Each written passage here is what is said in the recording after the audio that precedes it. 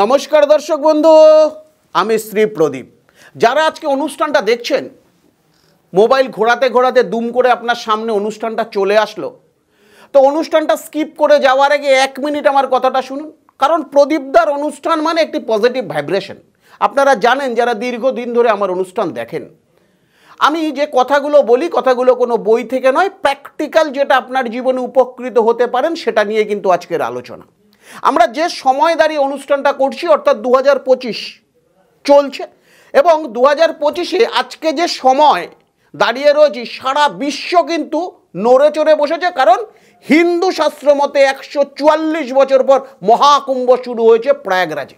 Already 2টো স্নান হয়ে গেছে, এখনও 3খানা স্নান বাকি আছে। অর্থাৎ মৌনী অমাবস্যা, বসন্ত পঞ্চমী এবং শিবরাত্রি, এই 3টে দিনেও সাই স্নান হবে। যারা দীর্ঘদিন ধরে অর্থনৈতিক কন্ডিশন খারাপ হয়ে যাচ্ছে, আপনার ছেলে বা মেয়ে বারবার করে ইন্টারভিউ দিচ্ছে, বাট চাকরিটি পাচ্ছে না। বহু অ্যাস্ট্রোলজারের কাছে যাচ্ছেন, কেউ বলছে তারাপীঠে গিয়ে হোম করুন, আপনার শনি খারাপ, কেউ বলছে শুক্র খারাপ, কেউ বলছে রবি খারাপ, এই রকম জর্জরিত অবস্থার মধ্যে রয়েছেন। এই কুম্ভ,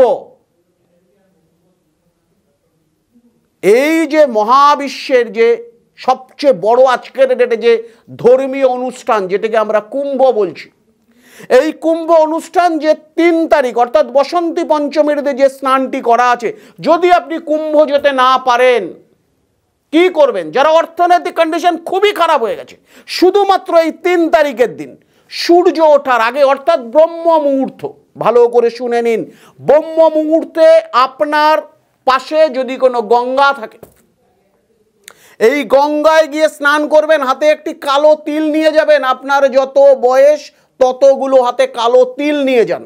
যাদের অর্থনৈতিক কন্ডিশন খারাপ, বারবার করে কথাটা রিপিট করছি, এবং দিনকে দিন ব্যবসা ডাউন হয়ে যাচ্ছে, ছেলে মেয়ে ইন্টারভিউ দিচ্ছে, চাকরি পাচ্ছে না, অর্থাৎ অর্থ রিলেটেড যে কোনো সমস্যার দিন, এই যে 3খানা স্নান বাকি রয়েছে, বারবার করে ডেটগুলো বলে দিচ্ছি, খাতা পেনে লিখে রাখুন। 1 নম্বর হচ্ছে, এখন আমরা যে ডেটটা পাচ্ছি বসন্ত পঞ্চমী অর্থাৎ 3 তারিখ, 28 তারিখ মৌনী অমাবস্যা এবং 26 তারিখ শিবরাত্রি। এই 3টে দিন আপনার কুম্ভে যাওয়ার মতন অর্থ নেই।